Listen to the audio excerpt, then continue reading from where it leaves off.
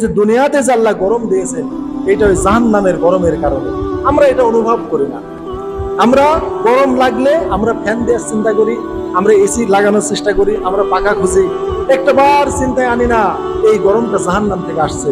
একটাবার চিন্তা আনবেন এখন থেকে, হাদিসটা শোনার পর এখন থেকে চিন্তা আনবেন যে আল্লাহ, এই দুনিয়াতে তুমি এত গরম দিচ্ছ, এত বড় তোমার সুবিশাল এই পৃথিবী, এত প্রশস্ত আমার এই ঘর, আমার এই বাড়ি, এত ঠান্ডা, কিন্তু কবরে যখন যাব, ছোট্ট জায়গা, কাঠ ফেরারও জায়গা নেই, ওখানে কোনো জানালা নেই, কোনো পাখা নেই, কোনো আলো বাতাস নেই, সেইখানে গিয়ে কিভাবে থাকবো আল্লাহ?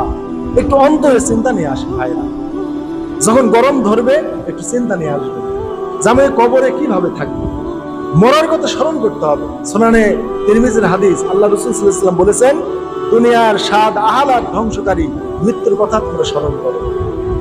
তাই কবরের কথা ভাববেন। রব্বুল আলামিন, এই দুনিয়াতে থাকা যাচ্ছে না, কবরে আমি কিভাবে থাকবো আল্লাহ? কবরকে ভয় করবেন, কবরের আযাবকে ভয় করবেন। এরকম জিকির, আল্লাহর অনুভূতি, আল্লাহর স্মরণ যদি আমরা হৃদয়ে ধারণ করতে পারি, আল্লাহ আমাদের ক্ষমা করে দেবেন ইনশাআল্লাহ, আশা করা যায়।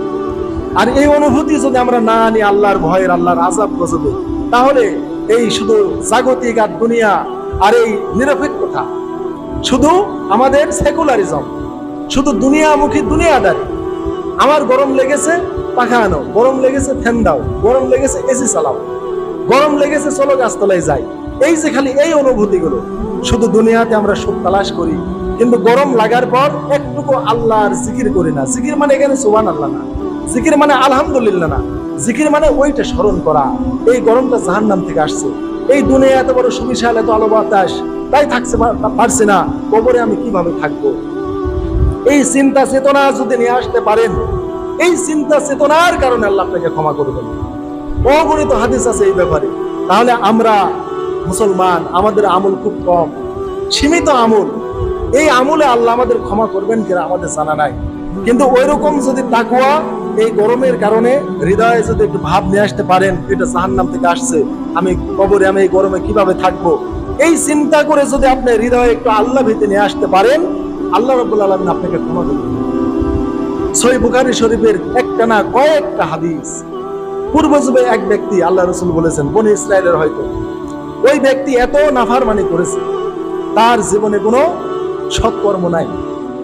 তো সে চিন্তা করলো, মরার আগে আমার জীবনে যত গুনাহ, এই গুনাহ নিয়ে যদি আমি আল্লাহর কাছে যাই, আমার জাহান্নামে যাওয়া ছাড়া কোনো গতি নাই, আমাকে জাহান্নামে যেতে হবেই হবে। এই চিন্তা তার ভিতরে চলে আসলো।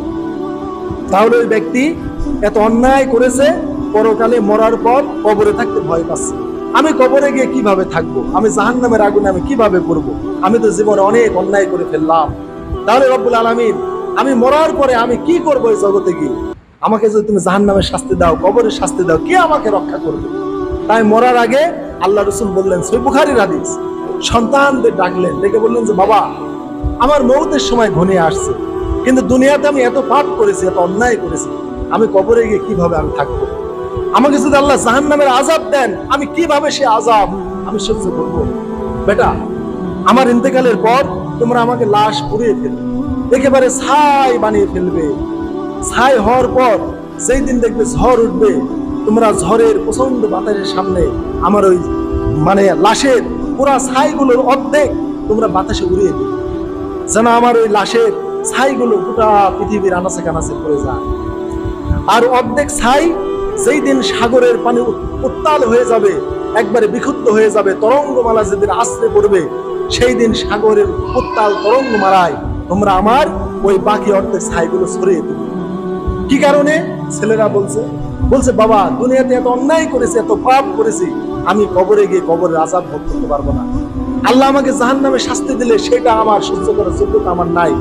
অতএব আমি চাচ্ছি, তোমাদের কাছে ওসিয়ত করে যাচ্ছি, আমার মরার সাথে সাথে লাশ পুড়াইয়া ছাই বানায়া অর্ধেক বাতাসে দিবে, অর্ধেক সাগরে ভাসায় দিবে, যেন আল্লাহ তাআলা আমাকে শাস্তি না দিতে পারে। সুবহানাল্লাহ। তাহলে ওই লোকটা কি আল্লাহর গজব থেকে আসলে বাঁচার জন্য এটা করেছে? না, আল্লাহকে ভয় করে করেছে, যে আল্লাহ আমাকে শাস্তি দিবেন এই ভয় তার ছিল।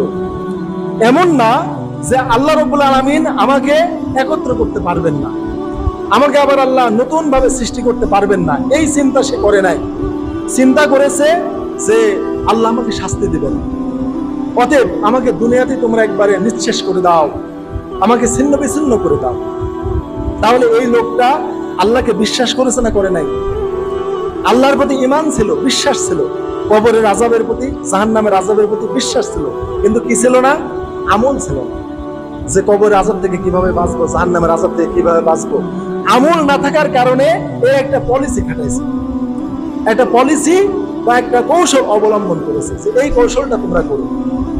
তো যাই হোক, মরে গেল, সন্তানরা লাশ পুড়িয়ে ফেললো। লাশ পোড়ানোর পর যেই দিন বাতাস উঠলো, অর্ধেক ছাই বাতাসে উড়ায় দিল, অর্ধেক ছাই সাগরের তরঙ্গমালায় ছড়িয়ে দিল। দেওয়ার পরে এই লোকটার মনে করেন কিয়ামত হয়ে গেল, বা আল্লাহ রাব্বুল আলামিন কি করলেন? বাতাসকে বললেন যে বাতাস ছাইগুলো এনে দাও তো। বাতাস সব ছাই জোগায় আল্লাহকে দিয়ে দিল। আল্লাহ সাগরকে বললেন, সাগর তোমার যে পানির মধ্যে যে ক্ষুদ্র ক্ষুদ্র ছায়ের কণাগুলো মিশে গেছে ওগুলো জোগায় দাও তো।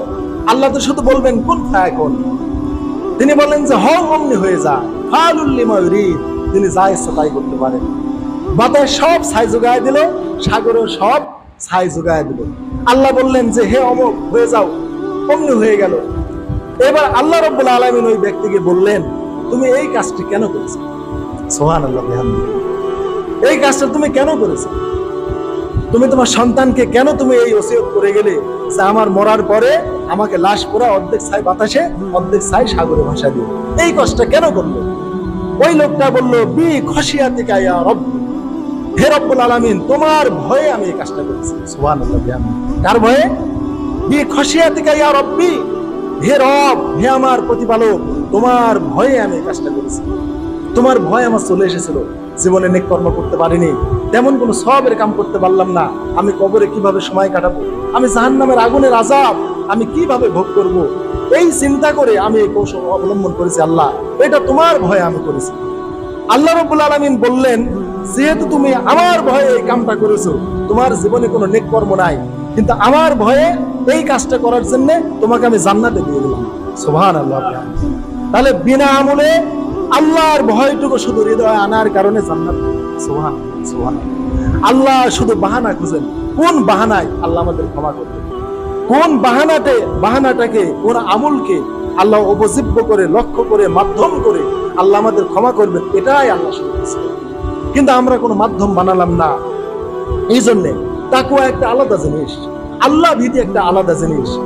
আল্লাহর ভয়ে এই বান্দা, আমরা জানি শরীয়তের নাফরমানি করেছে, এ মূলত আল্লাহকে অস্বীকার করে নাই, আল্লাহর গজব থেকে বাঁচার জন্য এটা করেছে।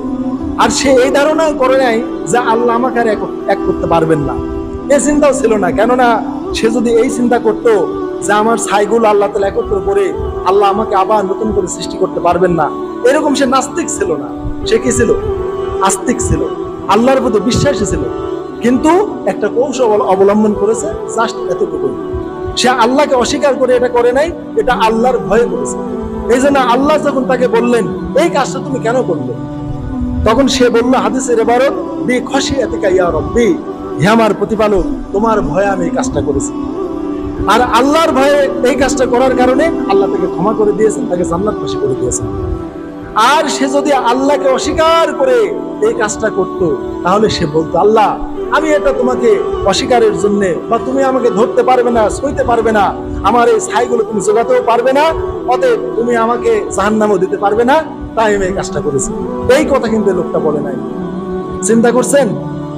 সে বলছে বি খশিয়াতিকা ইয়া রব্বি, তোমার ভয়ে এই কাজটা করেছি। তাহলে আল্লাহর এতটুকু ভয়ের কারণে আল্লাহ রাসূল সহিহ বুখারীর হাদিস, ওই লোকটাকে জান্নাতে দিলেন। আবহাওয়া আমাদের প্রতিকূল, এই চিন্তা আমাদের হৃদয়ে আসে হাজির, কিন্তু আল্লাহর গজবের চিন্তা আমার আসে না। অথচ ওই লোকটা আল্লাহর গজবের চিন্তা ভয়ে হৃদয় আনার কারণে জান্নাত হয়ে গেল। আর আমরা এই গরম লাগছে, বলছে এত গরম, এই এত গরমে মসজিদে যাব, মসজিদের ফ্যান নষ্ট, অমুক তমুক, বিভিন্ন চিন্তা। আহারে ভাইরা, কবরে গিয়ে কিভাবে থাকবেন? কবরের চাইতে ভয়ানক ফিতনার জায়গা রাসূল বলেছেন আর নাই। সেই কবরের পাশ দিয়ে হযরত ওসমান রাদিয়াল্লাহু তাআলা যখন যেতেন, হাত্তা ইয়াবুল্লু লিহিয়াতিহি, তার চোখ দিয়ে পানি বেরিয়ে, দাড়ি দিয়ে ভিজে পানি গড়িয়ে পড়ত। তাহলে ওসমান রাদিয়াল্লাহু তাআলা আনহু কবর দেখে কেন কাঁদতেন? তিনি তো রাসূলের জামাতা, রাসূল সাল্লাল্লাহু আলাইহি ওয়াসাল্লামের কন্যা তার ঘরে, আশারে মুবাশশারা 10 জন জান্নাতের সার্টিফিকেট দুনিয়াতে যারা পেয়েছে তাদের মধ্যে হযরতে ওসমান রাদিয়াল্লাহু তাআলা একজন। এবং উনি এত নম্র ভদ্র, জাহেলিয়াতের যুগ থেকেই অত্যন্ত নম্র ভদ্র ছিলেন এই ওসমান রাদিয়াল্লাহু তাআলা। তাহলে ওসমান রাদিয়াল্লাহু তাআলা যখনই কবরে যেতেন, গোরস্থানে যেতেন, তিনি এত কাঁদতেন তার চোখ দিয়ে পানি বেরিয়ে দাড়ি সহ করে পড়তেন। তাহলে উনি কি চিন্তা করতেন? কবরে গিয়ে নিজের চিন্তা করতেন, এই কবরে একদিন আমাকে আসতে হবে, এই কবরের আযাব আছে, গজব আছে, এই চিন্তা করতেন। নিজের চিন্তা করে কবর দেখে তিনি কাঁদতেন। আর আমরা তো কবরে গিয়ে চিন্তা করি অমুক মাতব্বর মরে দেখুক, অমুক মাস্তান কবরে এসে দেখুক, তার কি শাস্তি হয়। আমরা গোরস্থানে গেলে অপরের পাপের চিন্তা করি, অপরের আযাবের চিন্তা করি। নিজেকে যে কবরে যেতে হবে, এই কবরে আমারও যে শাস্তি হবে, এই চিন্তা আমার আসে না। আর না আসার জন্য আমার চোখে পানি আসে না। এই জন্য আমার হৃদয় কঠিন হয়ে গেছে। আমি শুধু সমাজের মানুষের পাপ দেখি, সমাজের মানুষের অন্যায় দেখি।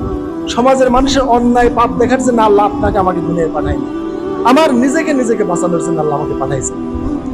এই জন্য ওসমান রাদিয়াল্লাহু তাআলা আনহু, তার যুগে সমাজে পাপ ছিল না তা না, অনেক নাফরমানি ছিল।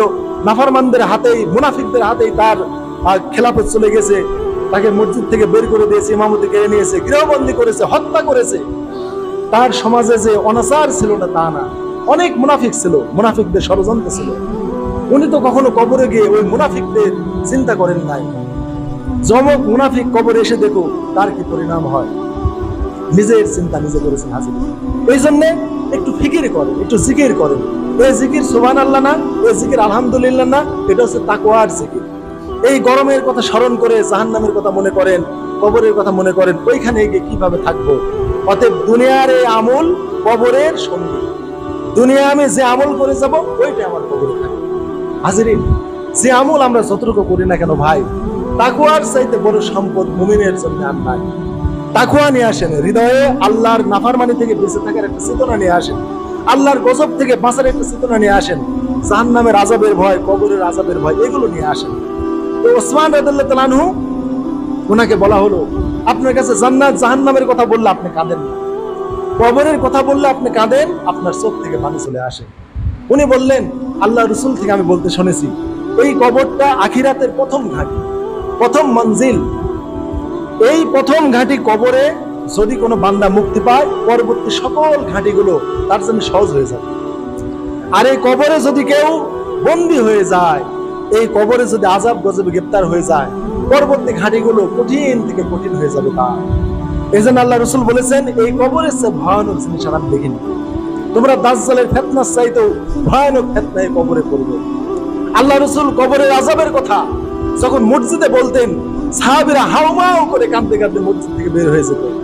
আম্মা জান আয়েশা পাশের সাহাবীদেরকে বলতেন, তোমরা মসজিদ থেকে আজকে তোমরা হাউমাউ করে কেঁদে কেন চলে যাচ্ছ? সাহাবীরা বলতো আল্লাহ রাসূল কবরের আযাবের কথা বলেছেন। কবরের আযাবের কথা শুনে সাহাবায়ে কেরাম হাউমাউ করে কাঁদতে কাঁদতে মসজিদ থেকে চলে যেত। সেই ঈমান, তাকওয়া, হৃদয় আজকে আমাদের কাছ থেকে চলে গেছে। অতএব আমরা জাগতিক কোনো যদি মুসিবত আসে, আমরা অন্যের উপর দোষ চাপাই। আজকে আমাদের বাংলাদেশে পারমাণবিক হচ্ছে, অমুক হচ্ছে, তমুক হচ্ছে ইত্যাদি কারণে আবহাওয়া বেড়ে যাচ্ছে। ঘর বাড়ি দালান কোঠায় এগুলি পাকা হওয়ার কারণে, কলকারখানা, মেশিন বা এই যে আধুনিকতার কারণে, নগরায়নের কারণে মানে বৈশ্বিক তাপমাত্রা বেড়ে যাচ্ছে। বিভিন্ন ব্যাখ্যা আমরা করি, আর এইগুলোই আমরা ভাবি যে পারমাণবিকের কারণে, নগরায়নের কারণে, শিল্প কারখানা তৈরির কারণে, শ্যালো মেশিন, কলকারখানার ইঞ্জিন চলার কারণে বৈশ্বিক তাপমাত্রা বেড়ে যাচ্ছে। এই চিন্তায় আমাদের ভিতরে আসে, কোন কারণে গরমটা আসলো, এই চিন্তা আমরা একবার করি। এটাই হচ্ছে আমাদের বস্তুবাদী, আমরা জগৎমুখী হয়ে যাচ্ছি, পরকালের চিন্তা চেতনা আমাদের ভিতর থেকে উঠে যাচ্ছে।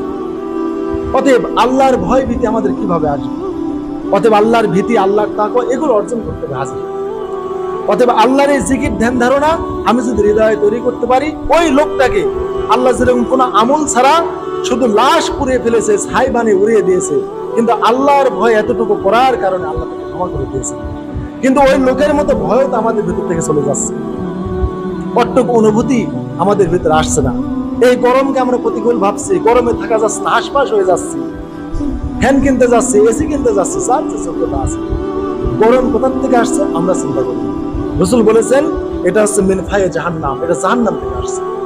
জাহান্নামের উত্তপ্ততা, জাহান্নামের আগুনের এটা একটা অংশ এই দুনিয়ার তাপ।